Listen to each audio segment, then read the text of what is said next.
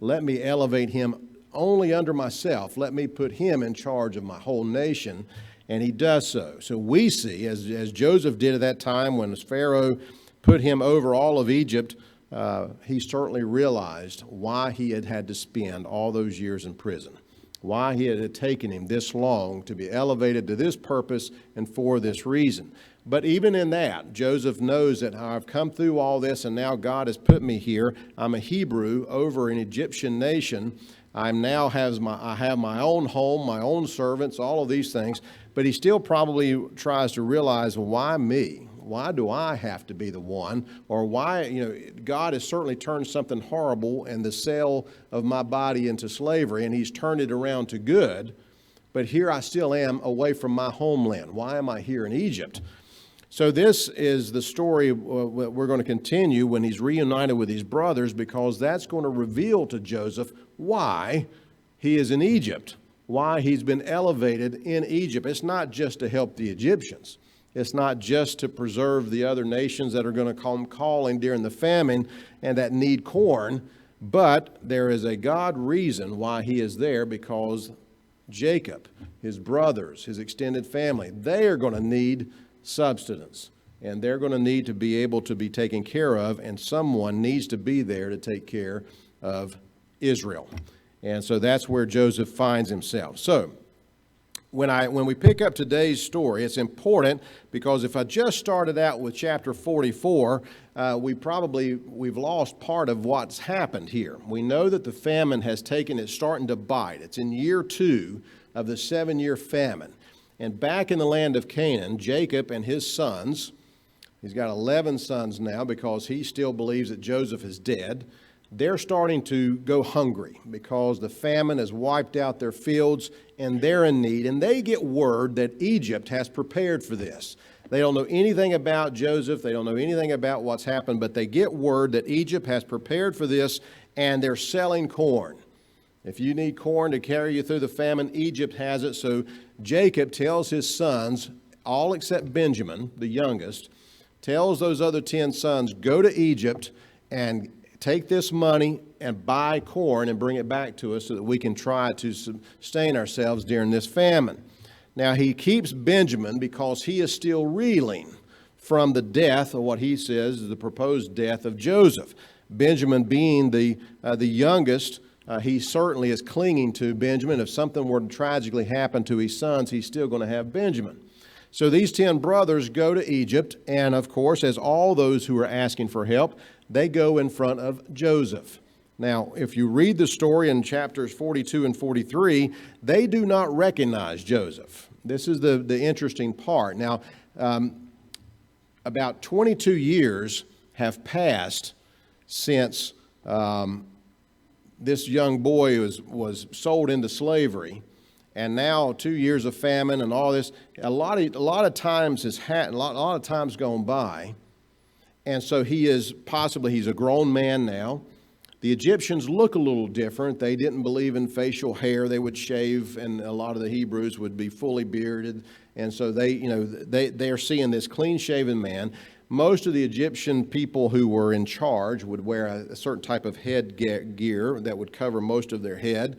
And they even, and if you look at, study Egyptians' culture, they were into makeup.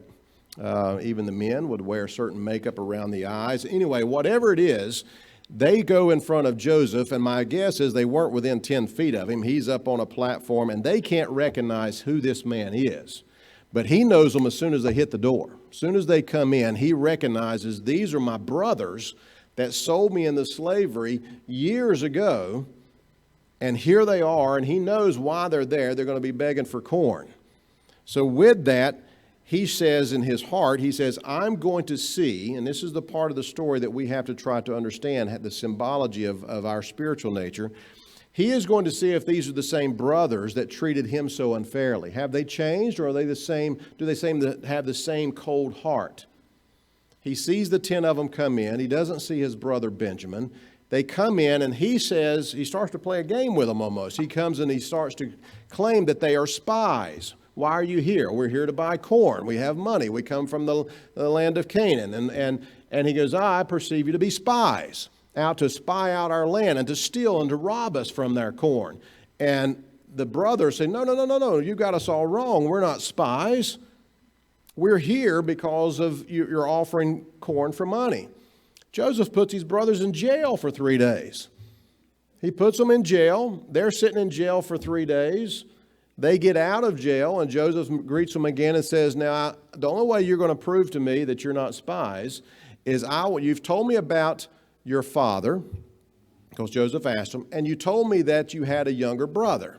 I want you to take the corn that we're going to give you, and I want you to go back to your homeland, and I want you to bring your younger brother back to me. I want to see him. I want to see if you're telling me the truth. It's a strange request. He gives them the corn that they want, but tells them they must bring back their youngest brother that they had told him about. So they tell Joseph, well, our father will not let the youngest come with us because he is so attached to the younger one, because of, if something were to happen to us, he's got to have his youngest son with him. And Joseph tells them, I tell you what, I'm going to take Simeon, your brother, and I'm going to lock him up. I'm going to keep him as ransom. And you're going to go back, unload your corn, and you're going to bring your brother back here to prove to me that you weren't spies to begin with. So they did that. And Joseph, just to prove, here again, playing a game with them, he tells his hired hands, they've given you money to pay for the corn. I want you to sneak in and put the money back into their satchels on their donkeys. And so that they leave, they're going to still have their money with them. I'm not taking their money.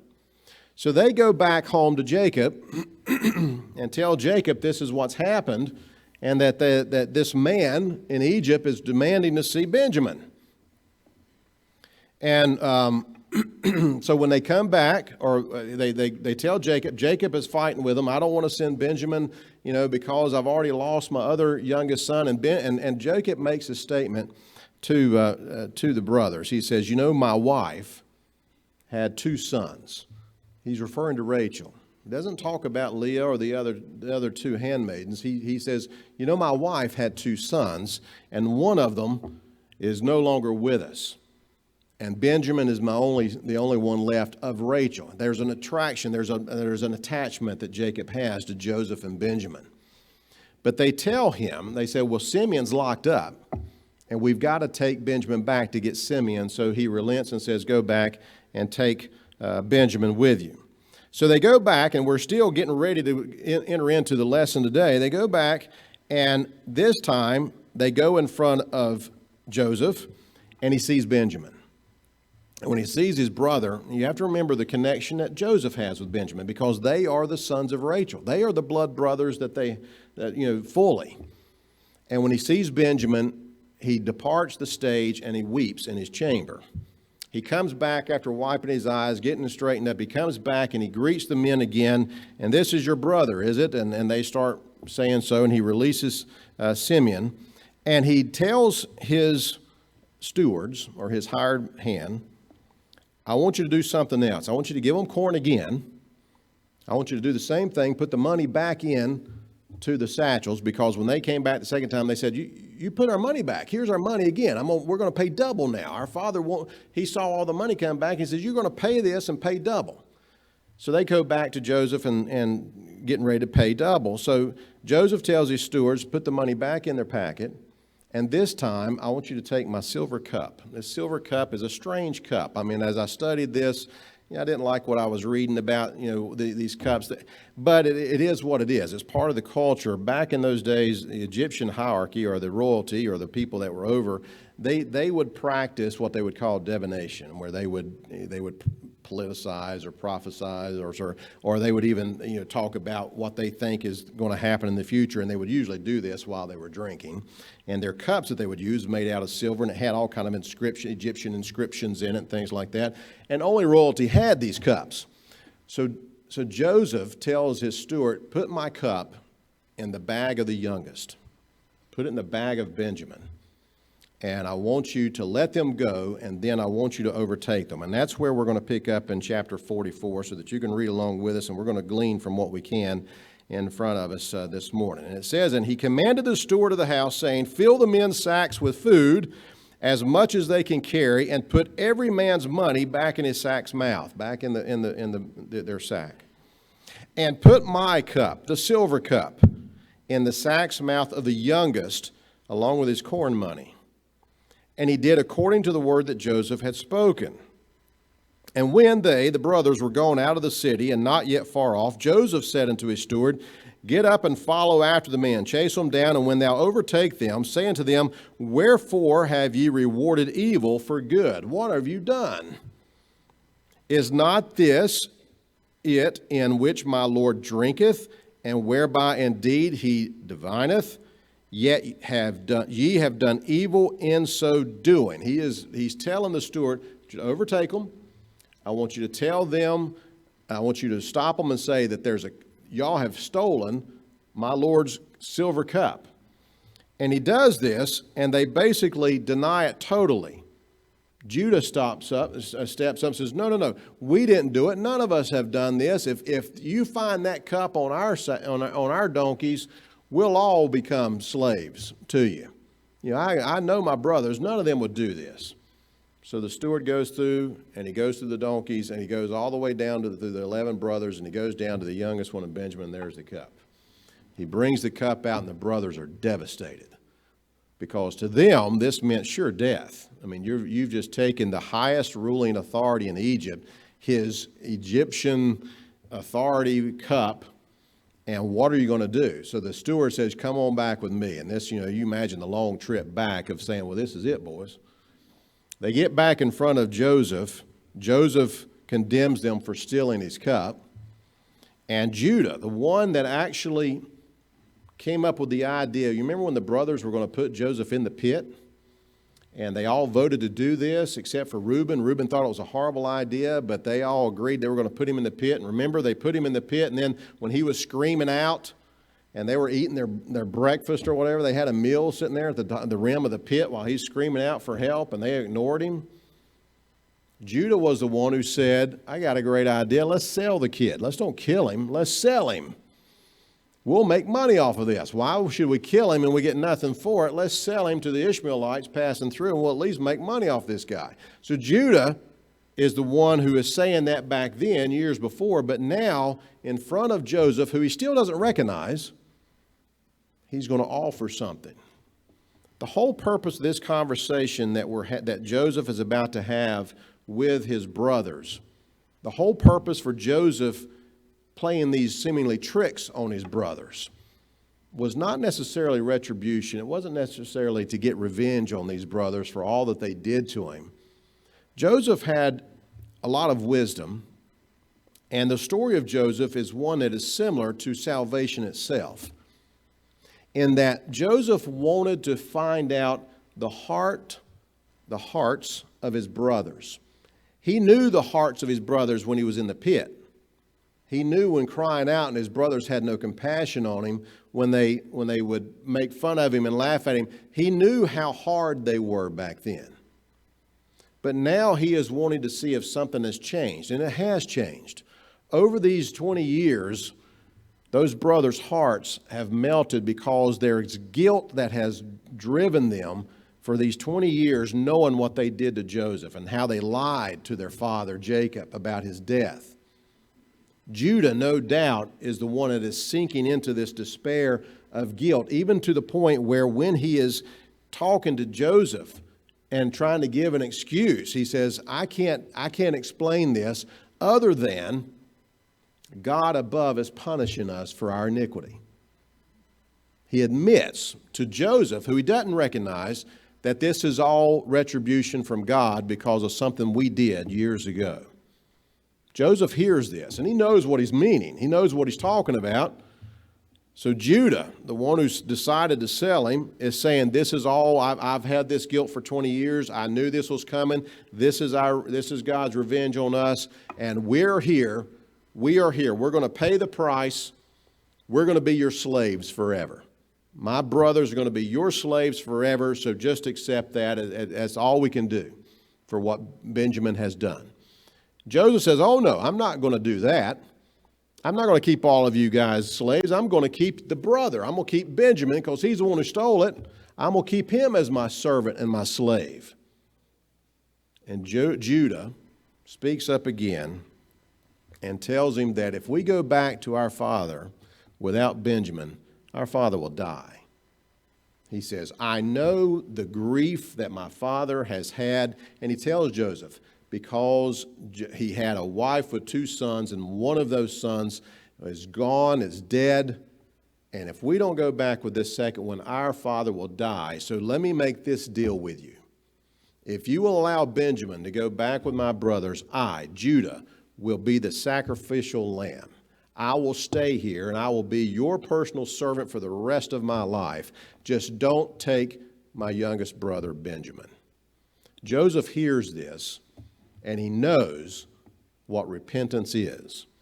He knows the hearts of his brothers have changed these 20 years. He knows that Judah, the one who said, I got a great idea to profit off, his view and his repentance is secure by saying he loves his father and he loves his brothers enough to say, I will take the punishment. In this world where Benjamin stole to Judah, he still thinks Benjamin stole it. For what Benjamin did, let me take the punishment. Let me be the lamb that lays down his life to let him go. And you can see where this is going, because out of Judah's loins will come the Messiah. True repentance for what he had done all those years ago, and now he is asking for Joseph's forgiveness and willing to pay the price. So we get into chapter 45, which is the culmination of this whole story, where I've got to read verse 1 first because it won't make sense. Verse 1 says, Then Joseph could not refrain himself before all them that stood by him. And he cited, or caused every man to go out from me. He cried out, everybody that's Egyptian, get out of here. I'm going to be by myself with these 11 men. And there stood no man with them, while Joseph made himself known unto his brethren. Now that's interesting, because at that point, his voice had not given it away. The visuals of Joseph the sight of Joseph had not given it away. He revealed himself to them when everybody was out of the room. We don't know, the Bible doesn't tell us how did he reveal himself. We know he's going to tell them, I am Joseph. But furthermore, he's going to show something. We don't know if he took his headpiece off. We don't know if there was a scar that they would only know of. We don't know what it could have been, but he revealed himself to them to where they knew immediately that it was him, that this is our brother, Joseph, who we sold. And it says that in verse 4, Joseph said to his brethren, I apologize, verse 3, And Joseph said unto his brethren, I am Joseph. Doth my father yet live? And his brethren could not answer him, for they were troubled at his presence, as we can imagine. Not only shocked that he's still living, not only stunned that he's now the ruler over Egypt, but yet fearful of what this man could do to them and may still possibly do. And then the guilt that comes up that when you're facing the one that you've rejected. The commentaries point out that this is going to be similar to how the Jewish nation will be at the second coming of Christ. The one that they've rejected and they have to behold. Because I wrote down in Zechariah, the prophet says, they will look on me whom they have pierced. Once he is revealed, those that have rejected him must look upon him and be similar to what these brothers of Joseph, stunned and shocked and disbelief and fear of what they are beholding. This would be the perfect time for Joseph to say, I got you where I want you. Now you're going to pay the price. But the character, the integrity, and the knowledge of Joseph to know that God had planned this all along, or had worked this through all along for a divine purpose, revenge was no longer part of his plan, no longer desired to get back at his brothers, because he now understood that through all my troubles and trials, through everything, all the years of being distanced from my father, whom I loved, my brothers, all this was, God had used it for a good purpose. So he says unto his brethren, come near to me, I pray you. And they came near. And he said, I am Joseph your brother, whom you sold into Egypt. Now therefore, be not grieved, nor angry with yourselves, that ye sold me hither, for God did send me before you to preserve life. Now Joseph knows why he's in Egypt. He knew back when Pharaoh elevated him why he had to go to prison, because he had to learn the system. He knew why he was in Potiphar, because he had to learn how to deal with people and be in charge of people. But he didn't understand why he had to stay in Egypt. But now he knows why he had to stay in Egypt, because his brothers are in need. And God has done every bit of this because God has promised our forefather Abraham that he would make a great nation, and that nation is not going to die out there in the wilderness of starvation. God has established this point for me to be where I am so that I can feed you and protect you. And from verse 6 to 11, it tells us that Pharaoh even hears about the brothers and the reunification, or the reunion that they have with Joseph. Joseph's brothers from the land of Canaan have come. Pharaoh's thrilled with it. Says, give them the fat of the land. Give them everything they can and all this. And Joseph even gets to a point where he's going to tell them, I want you to go back and deliver all this to my father, but I want you to bring him with you, and you're going to stay in Egypt. I'm going to give you the best fertile land in Egypt, down near the land of Goshen, and you're going to stay there and live out these 5 years, because I, Joseph, I know that 2 years have already passed in the famine. There's 5 more to go, and it's going to get worse. You're going to be in the best fertile land. My father and you, my brothers, and your families are going to be here with us, and we're going to protect you and sustain you through these years. And he says, and behold, your eyes see in the eyes of my brother Benjamin that it is my mouth that speaketh unto you. And you shall tell my father, when you go back, of all my glory in Egypt. Explain to him what happened after you had sold me into slavery. This is what God has done. And of all that ye have seen, and ye shall haste and bring down my father. Bring him with you this time. Pack it all up and bring him. And the children of Israel did so. And Joseph gave them wagons according to the commandment of Pharaoh. Pharaoh told him to give them everything. And gave them provisions for the way. So he sent his brethren away, and they departed. And he said unto them, see that you not fall out by the wayside. Don't argue with each other. Don't try to say, well, how can we use this? I want you to go in peace and come back in peace. And they went up out of Egypt and came into the land of Canaan unto Jacob their father. So not only has the reunion gone great, not only do they realize they're not going to face revenge from their brother, but that God has used what they did for bad, and he's turned it for good. Some people would say that, well, God's, in his sovereignty, he made those boys sell Joseph into slavery. Or God may have said, he was okay with them killing. God doesn't use sin to bring about his will.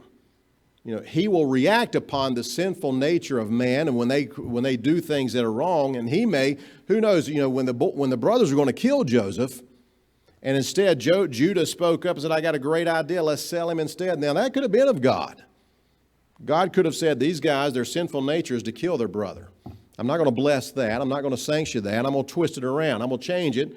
Judah gets up and says, we'll make some money off of it. He winds up in Egypt where God wanted him and planned on it all along. And so we have this point where the brothers are leaving, and they're talking about all this, that this was all part of God's doing. Judah, you probably spoke on behalf of God. He saved his life. God did all this. So they're going back, and they enter into Jacob's tent.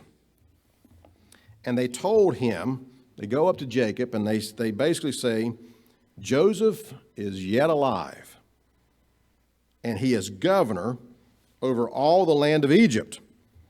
And Jacob's heart fainted, for he did not believe them. He believed them not. For these years, all these years, he had mourned the death of Joseph. He believed them. Remember when they brought back his coat of many colors dipped in blood? He believed them when they said he died. He didn't have a hard time believing that he was dead. But now that they're coming back and saying Joseph is alive, he doesn't believe it. It was only when, in verse 27, that they told him all the words of Joseph. I try to connect this to Jesus here. It was only when they told him all the words that Joseph spoke to them, which he had said unto them, and when Jacob, he saw the wagons which Joseph had sent to carry him, the spirit of Jacob their father revived, and Israel, they'd just been calling him Jacob, hadn't they? And Israel, verse 28 said, it is enough. I've seen enough, I've heard enough. My heart is converted. In other words, Joseph, my son, is yet alive. I will go and see him before I die. That is symbolic of salvation itself. Many people believe that Jesus died. It's not a hard thing to prove to people that Jesus died. They'll accept that. It's the alive part that they won't accept. You know, when you say, well, but yet he lives. Oh, I don't know about that. I don't see evidence of his life. I believe he's died, but I don't believe he's alive. But it's when they hear the words that he has spoken, their hearts are melted and turned. And when they see the blessings that come with believing in Jesus' being alive, when they see the evidence in our lives and the blessings in our lives and in our spirits and in our countenance, but yet when the words they hear from Jesus, as Jacob heard the words of Joseph, and by hearing the words he believed that, yes, that is my son, I believe he's alive, so is it a sinner can hear the words of Jesus and believe that, yes, I believe he's alive, and I will follow him before I die. I will follow him in his path. We see that this is very symbolic. Joseph is playing a type of Christ. Of course, it's symbology all through this particular story of Joseph and his brothers. But we see even in Jacob the role that he played that we can point to. We know that as Jacob gets up and goes back to Egypt to have that reunion, that he can see his beloved Joseph one last time before his death. We know the joy that's in his heart. We know that even in a time of famine and despair, that God is protecting him and providing for him. And it's interesting that what's not in our lesson text is in chapter 46, the very first 3 verses of it. They're getting ready to go back. And here again, I thought it was interesting that the whole time they've been talking about Jacob didn't believe. Jacob didn't believe. His heart was fainted. Still, Jacob got his name changed by God to Israel years ago. But they every now and then, when you see the unbelief and all that, they still call him Jacob, Jacob, Jacob. And the very next verse, and Israel believed. He was converted. He got his new name. Once he believed that his son was alive and that God had preserved him, the Bible calls him Israel again. His heart is converted. And as we have a new name in Christ, so does he. And it says in chapter 46, verse 1, and Israel, talking about Jacob, but in his new name, and Israel took his journey with all that he had and came to Beersheba and offered sacrifices unto the God of his father Isaac. And this is on his way. And God spake unto Israel in a vision that night and said, Jacob, Jacob. And he said, here am I. I am God, the God of thy father. Fear not to go down into Egypt, for I will there make of thee a great nation. The point of this is that God didn't stop the famine. God used the famine in a way to get Jacob and his family out of the land of Canaan. Because remember, God had told Abraham that I'm going to make a great nation out of your seed, and that great nation is going to spend 400 years in captivity in a land that's not their own. Now, we don't know if Jacob knew that. Abraham certainly knew it, and he's long gone. But now, in a vision, God is appearing to Jacob and say, don't be afraid to go to Egypt, because this is all planned by me, and I want you there, because there, in a land that's not yours, I'm going to make you into a great nation. Commentaries will try to exercise the fact that if they would have stayed in Canaan with all the pagan, other pagan tribes and civilizations around the land of Canaan, they would have intermarried. the culture and the nature and all that would have fractured, and it would have been very difficult to have a united nation like Israel. God had to get them together and preserve them in a place where they couldn't intermingle. He had to enslave them, in a sense. So he goes to Egypt, where Jacob, his sons, their families, they all stay in the land of Goshen. They have babies, they grow. And we know that in Exodus, the book of Exodus starts and tells us that there's a time when another Pharaoh comes in that doesn't know Joseph, that's going to enslave them, because by then they have multiplied exponentially. They're an army of people now. But God has preserved them into one nation. They didn't intermingle with Egyptians because they were Hebrews, and Egyptians and Hebrews did not intermingle. It was a caste system.